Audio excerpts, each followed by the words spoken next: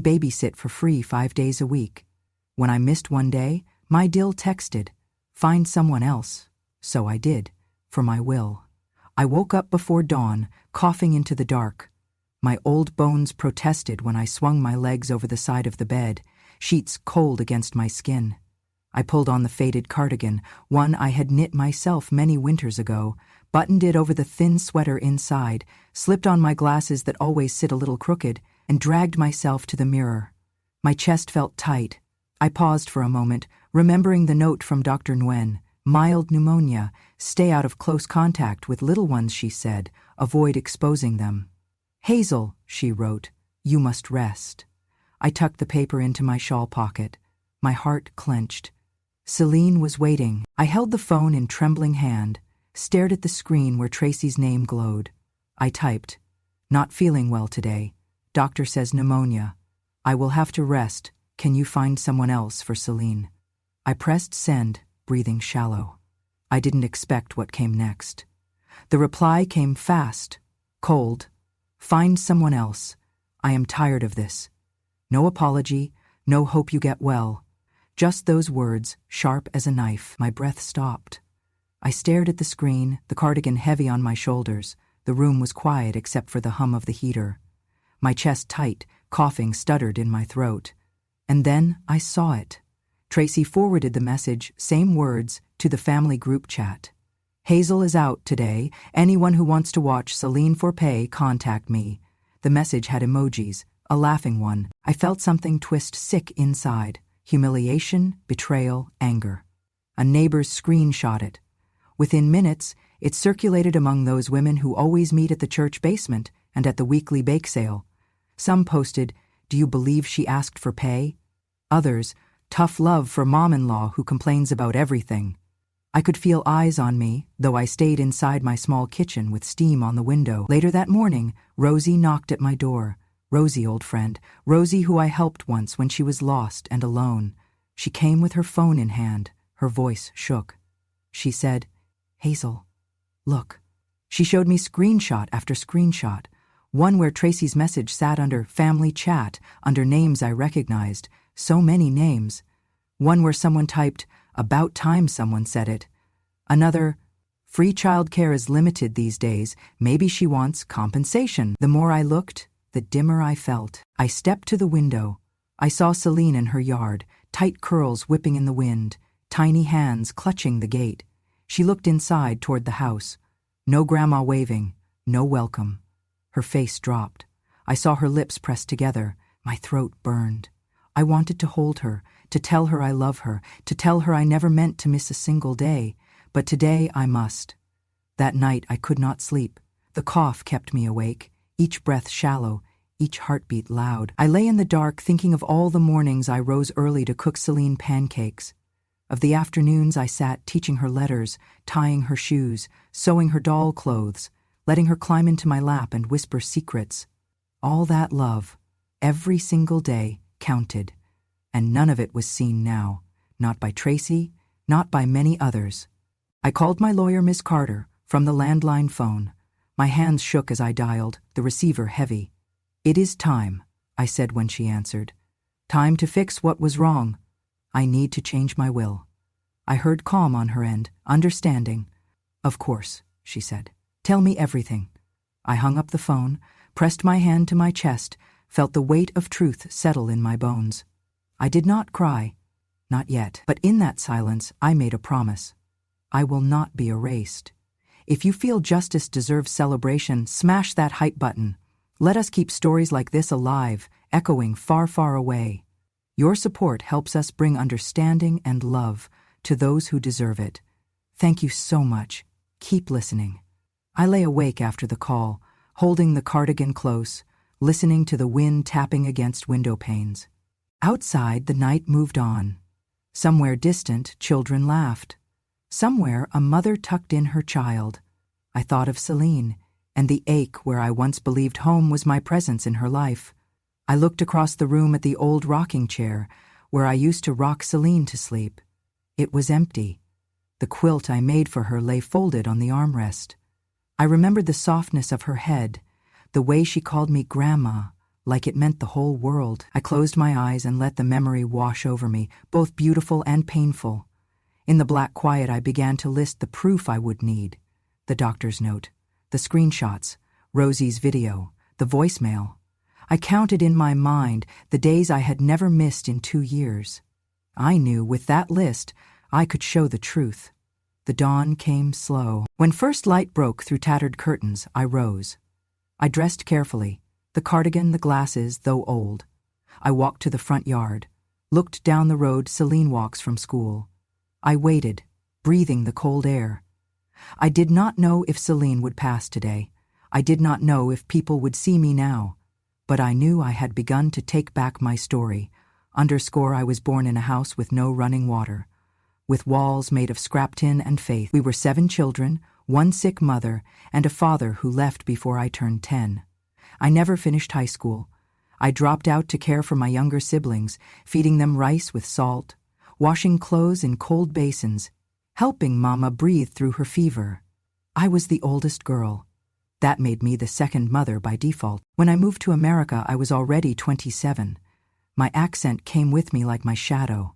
No matter how hard I practiced, I always sounded like home. I'd watch the way Americans moved their mouths, how they skipped certain letters, how they flattened vowels. But my tongue always betrayed me, and some people thought that meant I was less. Tracy was polite at first. When my son married her, I thought she was ambitious, well-mannered, very polished. But after Celine was born, the cracks showed. She never said it outright, not in the beginning, but there were hints. "Hazel, could you speak a little clearer when reading to Celine? She's picking up words with your accent." I remember pausing mid-story, my mouth halfway through the very hungry caterpillar, feeling like I had swallowed a stone. Later she said, "Maybe don't cook the garlic chicken on Saturdays. It lingers. You know, we have guests sometimes and it's just strong. What she meant was that my cooking smelled like the country I came from. My hands, seasoned with cumin and coriander, with oregano and chili flakes, were apparently too loud for her curated kitchen. I remember the time Celine came running to me, excited about a scarf I had knit for her. Pale pink, soft yarn, a tiny embroidered E at the corner. I had spent weeks knitting it, humming the lullabies my mother sang. Celine wore it proudly that morning, spinning in the hallway like a princess. By evening, the scarf was gone. I found it stuffed in the bottom drawer of the laundry room cabinet, neatly folded, unworn. When I asked Tracy, she smiled and said, "Oh, it didn't really match her coat. I didn't want her to get too attached. You know how kids are." I said nothing, but I remembered the way Celine looked at me when she noticed it missing, confused, quiet. Every piece of love I offered was intercepted, redirected, erased. She once told her friend, thinking I couldn't hear, "She means well, but she's just not like my mom. My mom's elegant. Hazel's more homey. Homey. The way people say a sofa is homey, or a rug, something warm but not beautiful. I wore what I had. My dresses were clean, patched in places, and I never wore makeup. Tracy's mother, on the other hand, came to every event in heels and pearls, hair like a magazine. I once heard Tracy tell a neighbor, "My mom's from Boston, Hazel's from, well, somewhere else." They all laughed, but I remembered what stung most wasn't the criticism, it was the forgetting, the rewriting, as if my story didn't matter, only my usefulness did. I had been a tutor once, back in our first years here. I helped immigrant kids pass their ESL classes. Rosie was one of them. She came to me, scared, quiet, broken by a world that didn't see her. I sat with her every afternoon. I helped her finish her GED. She calls me her angel. But Tracy never asked about that part of my life. She only saw the woman in worn shoes with a thick accent who smelled like soup and cardamom. Every holiday, I brought handmade things. A little embroidered dress for Celine, a toy made from soft cloth, or my tamales wrapped in banana leaves. Tracy always placed them far from the center. Once she even whispered, "Just don't bring too much this year. We're going for a more modern theme." Modern. Apparently tradition was now cluttered. When Celine had her kindergarten open house, Tracy didn't tell me about it. I found out from a neighbor who had seen the pictures online. I asked, and Tracy said it was just for parents, really. You wouldn't have enjoyed it. Too noisy. Too noisy? I'd been to war zones quieter than that woman's condescension. I smiled, always smiled, because I thought that was what love looked like in silence. But silence is what people wrap around you when they want you to disappear. And I never asked for credit. I never asked for money. I only wanted to be seen. When Celine was born, I gave up my job at the library to help. Every weekday from 8 a.m. to 5 p.m., I took care of her while Tracy chased promotions. I cooked, bathed, cleaned, taught, comforted. When Celine was teething, I stayed up all night with her. When she had nightmares, she cried for me, not her mother. But none of that counted. It didn't matter because my English wasn't polished, because my food was too much, because I wore cardigans and flat shoes, because I wasn't shiny enough to show off. Tracy used to say to her Instagram followers, "We're raising Celine with strong, independent women around her." But she never posted a photo of me, not one. The deeper I look, the more I see a pattern, a slow, deliberate erasure, a rewriting of Celine's story, one where I am the background furniture, not the grandmother who gave up everything to raise her. And the worst part? Tracy says I'm emotional, that I make things bigger than they are. But everything I've felt alone, because Tracy made it that way. And now she tells the world I am unreliable because I missed one day, because I got sick. She can pretend all she wants. She can act like this was just miscommunication or stress or a generational difference, but I know what it was. It was choice. She chose to humiliate me, to make me small, to make sure no one remembered what I gave. But I will not be erased. Not anymore. I woke up before sunrise again. My chest is still tight, each breath a small struggle. I wrapped my old shawl around my shoulders and dialed Miss Carter's number on the landline. The phone rang twice, then her calm voice. "Hazel, how are you?" I swallowed, told her everything, about pneumonia, about missing Celine, about Tracy's message and group chat, and about how I felt erased. I asked carefully, "Can I change my will so that what happened today means something, so that someone sees the truth?" She said yes. She explained what I needed: medical proof, time-stamped messages, video or voice recordings, and 2 reliable witnesses. I nodded even though she could not see me.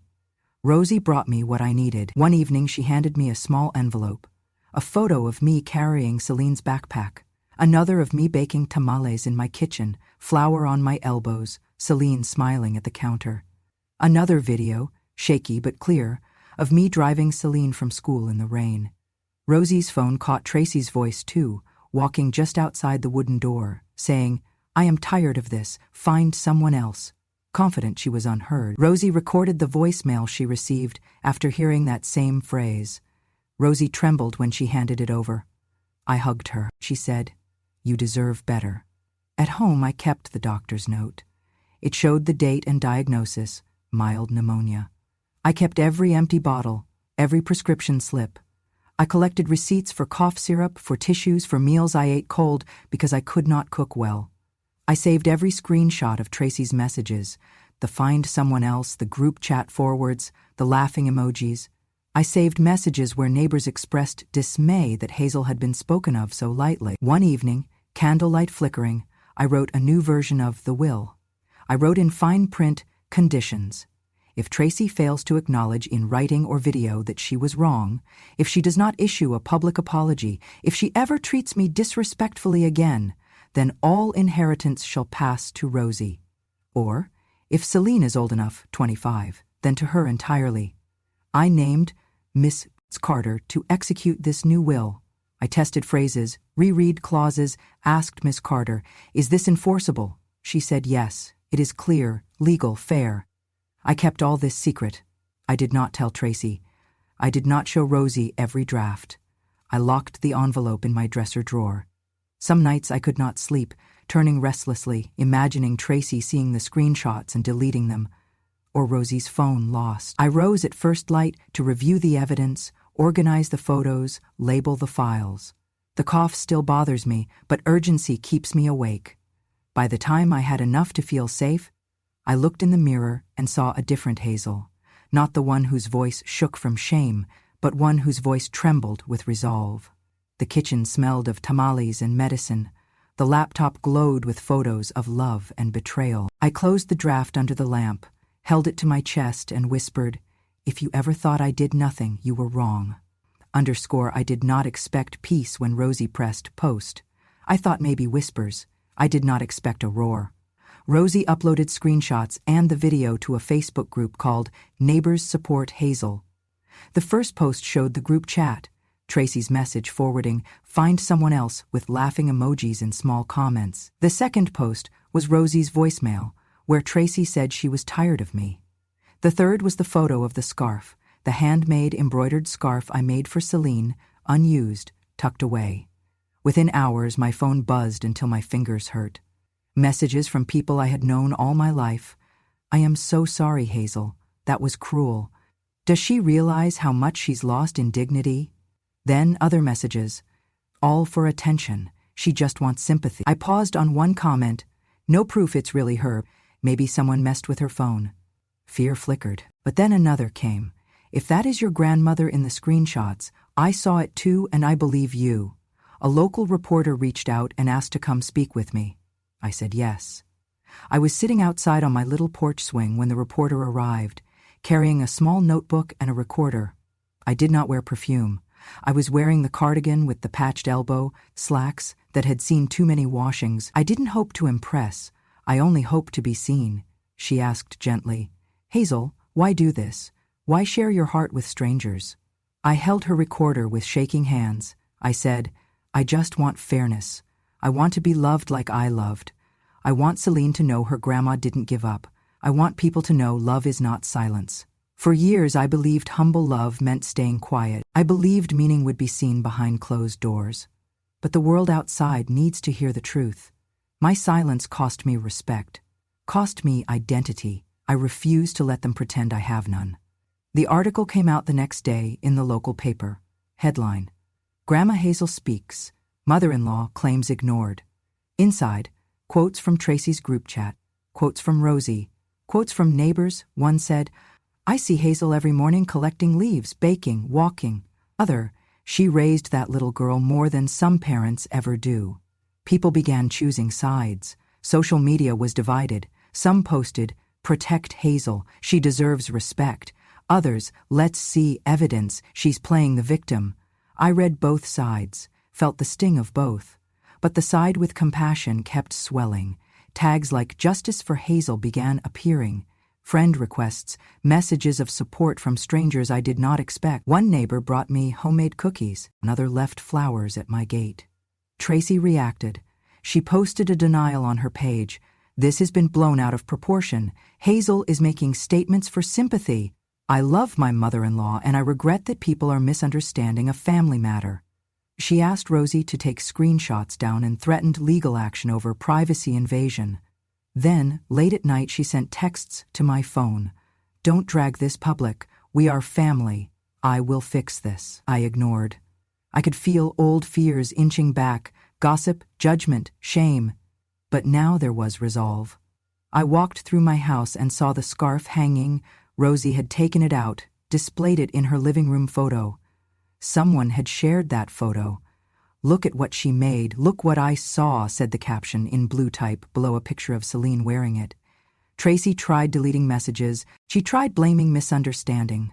She tried asks neighbors to lie for her. Mrs. Hazel overreacted. Some did, but many refused. One neighbor posted his own screenshot. "I saw it. I believe Hazel." I rose earlier than usual the next morning. Light through the window, birds chirping. I carried my evidence folder to Ms. Carter's office. I sat in her waiting room, heart pounding. Rosie came too. She squeezed my hand. Ms. Carter smiled, understanding in her eyes. We talked about strategy. Ms. Carter said the public support was strong, evidence in favor of credibility. Photographs, the scarf showing Celine wearing my handiwork. Voices from neighborhood cameras, all valid. Ms. Carter said that people are the mirror. They reflect what's been hidden. That night I went to bed tired, yet strangely lighter. I did not need the world to pronounce me right. I only needed that, when I looked in the mirror, I saw a woman who stood up. In that burst of light from the Facebook group, from neighbors, from the local paper, I saw myself. Not hidden, not erased. And that, at that moment, was enough. The courthouse door was heavy when I arrived, the marble steps cold under my shoes. I held the envelope with my revised will tight in my purse, Rosie beside me, Celine's hand small and warm in mine. The sunlight caught the stained glass and turned the lobby into long rainbow stripes. I took a deep breath. Today was the day I would no longer hide in my own silence. Miss Carter had filed the amended will several weeks ago. The judge's clerk had confirmed the hearing date. I sat in the back row in a simple dress, my cardigan over it, my hands folded in my lap. Tracy sat across the courtroom, her lawyer perched beside her, lips tight, eyes sharp. The gallery was full of familiar faces, neighbors, women who had sent words of support, Rosie, and a few reporters waiting to take notes. Tracy's lawyer stood first. He spoke politely, but his aim was clear. "Your Honor," he began, "there are concerns about Mrs. Hazel's mental clarity. My client argues that this amended will was made under duress, that Mrs. Hazel's health incidents, including pneumonia, may have impaired her judgment. We move to question the validity of this will on grounds of competence." My heart was hammered. I stood when my turn came. I spoke calmly. "Your Honor," I said, voice steady though my throat felt tight, "I remember. Every day I sacrificed for Celine. I remember every moment I stayed up with her, every lesson, every smile. I was aware when I wrote the amendments. I have proof, and I trust the truth more than silence." Then Rosie and several neighbors were called. Rosie showed the video, me driving Celine in the rain, baking, carrying groceries, cooking in the kitchen, smiling at Celine. She showed Tracy's voice saying, "Find someone else. I am tired of this." The neighbors testified. One recalled seeing Tracy walk past me in the yard without greeting. Another remembered Tracy removing the embroidered scarf from Celine's coat, folding it away. Then came the hospital note. The diagnosis of pneumonia with correct date, prescription slips, receipts, all lined up on the table in front of the judge. The sound of tearful sobs from some in the gallery. I saw Celine clutch Ms. Carter's hand. Finally, Celine was called to the stand, my little Celine, who had learned to hold her feelings so quietly. She walked forward, legs shaking just a little. She looked at the judge with young seriousness. She spoke. "I always believed Grandma was just tired when she stayed home. I thought she might have forgotten things, but I never knew she felt pushed away. When other kids have grandparents come to school, I wondered why mine is never there, and when Grandma didn't come on that day, I felt scared." Her voice quavered. She paused. "I missed her." I sat there listening, feeling every word like a wind pushing me upright. I saw Tracy's face go pale. Silence filled the courtroom after Celine's words, an echo of what has been quiet too long. Then the judge addressed Tracy directly. "Miss Tracy, does the amended will's condition require you to issue a public apology to Mrs. Hazel as a part of your obligations?" Tracy's lawyer stood, stammered, "Yes, Your Honor. However—" Tracy watched the judge closely. Tracy's eyes flicked toward me and Celine. But she did not speak. She did not issue the apology that the will required in the group chat, in message, in writing. The courtroom held its breath. The judge nodded slowly. The evidence had piled up: medical proof, neighbor witnesses, Celine's testimony, voicemail, screenshots, video. The judge turned to me. I rose, heart pounding, chest full of cold, certain of something I had only dared to hope. "Hazel Monroe," the judge said, "after reviewing all documents and testimony, this court finds the amended will valid. The conditions laid out therein are enforceable. As per Mrs. Hazel's request, any person who fails the obligations, public apology, respect, not abandoning care, shall lose any claim to inheritance. The will shall pass, as written. Miss Tracy is hereby stripped of her rights to inherit under the previous will." Gasps, a few tears. Celine cried softly. Rosie squeezed my hand. I looked at Celine and I saw hope. Tracy's lips trembled. Her face showed the weight of truth she could no longer deny. I saw in her eyes that she knew she had lost more than money. She lost respect. She lost legacy. She lost the choice of whether she would be seen. The judge continued. "In addition, Ms. Tracy is ordered to issue a public apology, posting in the group chat, social media page, and in the local paper. All screenshots and messages must be acknowledged. Any future acts of belittling Mrs. Hazel will be considered violation of this judgment. I sighed. Relief came in waves. I looked at Celine. She smiled. For the first time in many years, I saw her without question in her eyes. I saw that she knew I was more than what I had been treated as. After court, as we walked out, Rosie held my arm. Celine hugged me tight. I could feel the press behind us, flashes of cameras, voices of neighbors saying, "You did it." But what meant more was Celine's small voice, "Thank you, Grandma." Standing at the courthouse steps, sunlight on my face, I felt something I had not felt for years. Not anger, not sorrow, but a sense of strength, a sense of justice, a sense that being forgotten does not mean being without power. That day, I changed what people thought they owned, my silence, my dignity, my story, and I took it back. The court came to its verdict in a packed room, voices hushed, hearts pounding. The judge leaned forward, pen in hand, eyes firm. This court finds that the amended will of Hazel Monroe is valid and enforceable under the conditions laid down. I sat very still.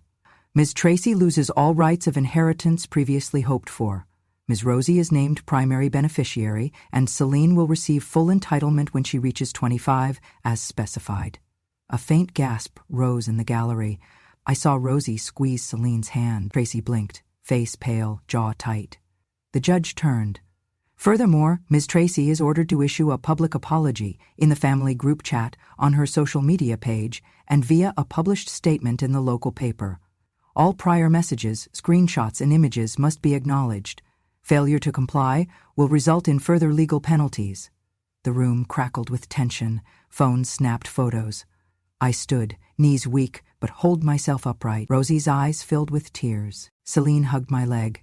In that moment I felt a wave of relief, of justice closing in. The repercussions for Tracy unfolded fast. Within hours, news outlets caught the story. A local radio station called her to ask for comment. Silence, then a stammered apology. Her job, which depended on her public image, speaking at schools, community events, client engagements, began to feel unstable. Some canceled. Emails asking about professional ethics circulated. People she trusted quietly distanced themselves. Her business partners asked to be released from agreements. The logo she built, the persona she curated, it all felt hollow now. Friends and family reacted. Some had stood by her. Others quietly stepped away. At potlucks, at church meetings, people avoided her. Neighbors I once smiled to crossed the street. Some said, "Justice finally spoke." Others whispered, "She paid the price for pride." I heard children at the park ask, "Is that the lady from the news?"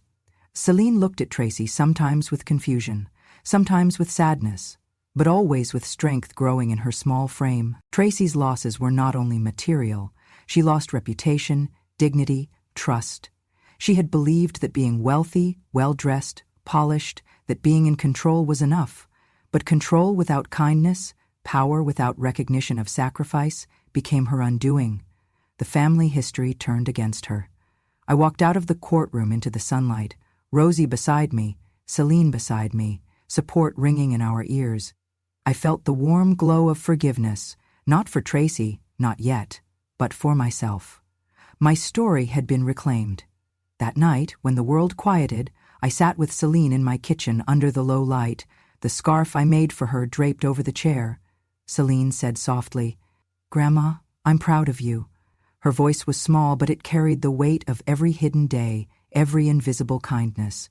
I closed my eyes, allowed myself to feel the fullness of this moment. I did not smile broadly, not because I would not, but because some victories are held in the heart.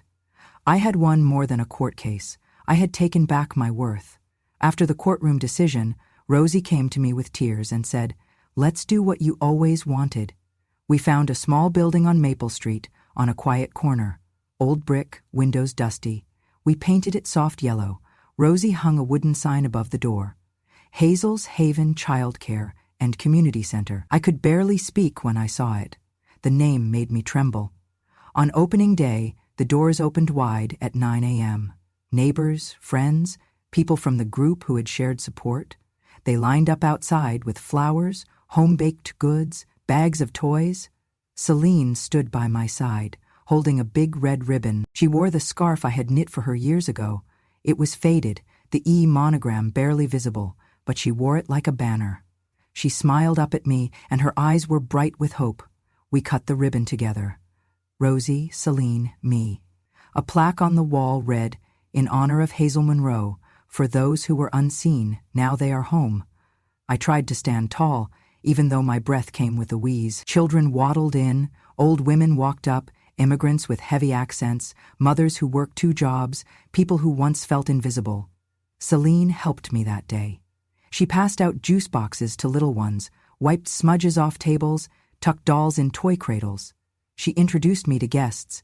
"This is my Grandma Hazel." And they looked at me like they wanted to believe it, like they had just learned who I really am. Local journalists came. One reporter asked me, "What do you feel, Hazel?"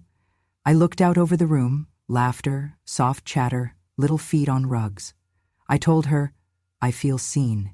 I feel like what I did mattered, that love given without praise still builds a home." The article ran next day. Headline, "Grandma wins back her home, her dignity, her will." It had a photo of Celine hugging me in front of the sign, Rosie smiling, children holding balloons. A benefactor, someone who had read the story in the paper, donated 10 laptops for the center. Another donated a small library of children's books, stories from many cultures. We set up a reading corner with cushions, rugs, soft light. Children sat cross-legged, listening to stories in English, Spanish, Vietnamese.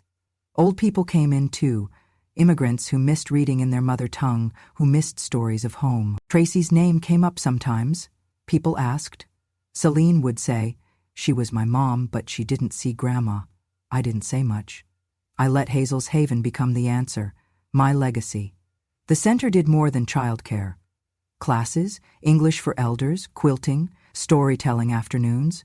On Thursdays I taught a small craft class, knitting, the one skill I carried with me from El Salvador. I watched as someone unfamiliar with yarn's meaning learned loop after loop, as someone's hands, stiff with age, warmed with purpose.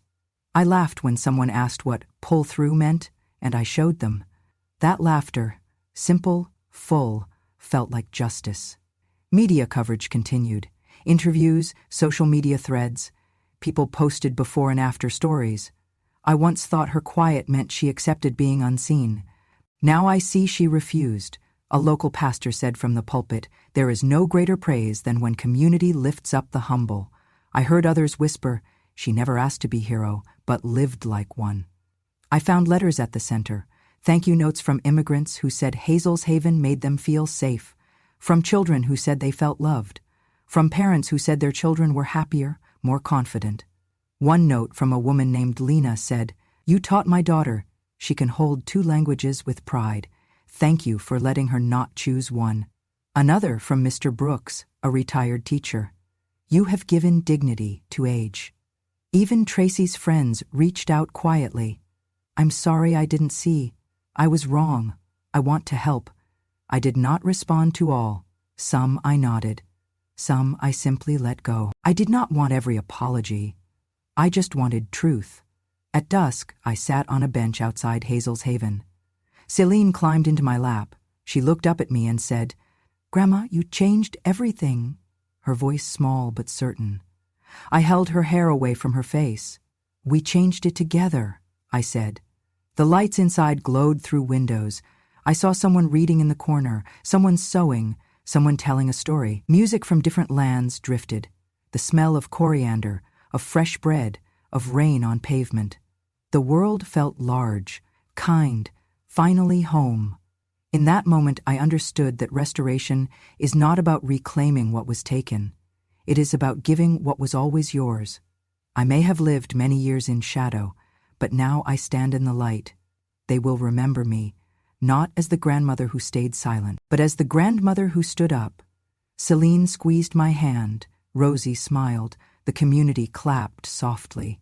My heart, long weary, felt full. That night, after the children left, I walked through the center, naming every corner, the reading nook, the kitchen, the learning room. I paused by the plaque. I traced the letters, Hazel Monroe. Tears came, but I did not let them fall. I raised my eyes to the sky, breathed. I did this, and I believed. I sit on the porch swing, the wooden boards beneath me rough but familiar, as the sun gently lowers behind Hazel's haven. Through the large front windows, I watch children inside, tiny voices like wind chimes in summer, laughter floating out. Celine's running to me, small shoes tapping across the garden path, her curls bouncing. She throws her arms around me and I hold her tight, breathing in her warmth. "Grandma," she says, voice earnest, "I will not let anyone forget you." Her eyes, wide, honest, hold a promise I never dared ask for, but always hoped would come. I stroke her hair softly. In that moment, I feel years of silence melt away. We go inside. I take a worn book off a shelf, the stories my mother used to read in El Salvador, and I sit with Celine on a cushioned bench. I begin to teach her our native tongue, the one that breaks and mends hearts. She listens, repeats the words, laughs at my accent, imitates me. She asks questions about long-ago times. When I cooked for her, when I walked her to school, when she asked, "Grandma, why didn't you come in last night?" I tell her those stories, sweet and bitter, because every piece of memory matters. Later, I take a letter I wrote in my quiet hours, my handwriting shaky in places, steady in others. I read aloud. "I was not born in applause, but I refuse to die in silence." My voice echoes in the small hallway, bookshelves behind me, handmade crafts around, children's shoes by the door. The weight of years lifts slightly.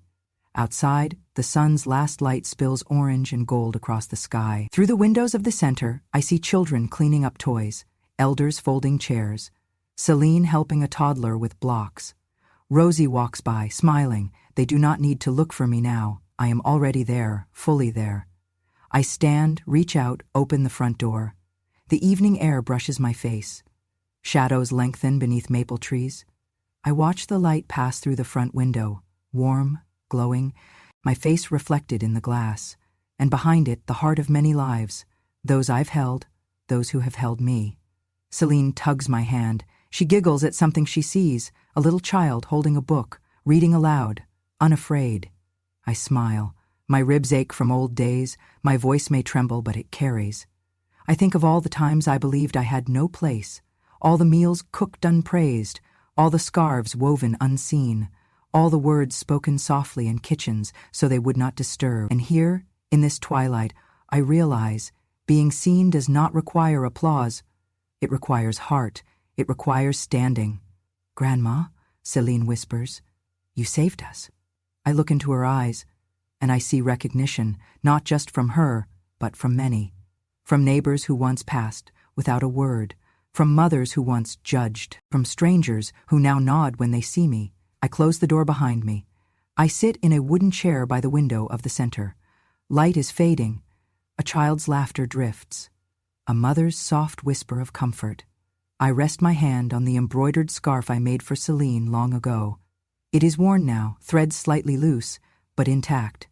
I breathe in the scent of wood, paper, and kindness. I allow a small tear, but I do not let it fall. I allow a small smile, and I let it stay. Because I have been quiet long enough. Because I have been seen tonight. Because silence was never my home. I am Hazel Monroe, and I will not be erased. And that was Hazel's story. A grandmother who gave, who endured, who chose not revenge, but remembrance. If this story moved you, if Hazel reminded you of someone strong and silent in your own life, take a moment now. Tap that subscribe button to follow Grandma True Stories. Hit the hype to honor all the quiet fighters like Hazel.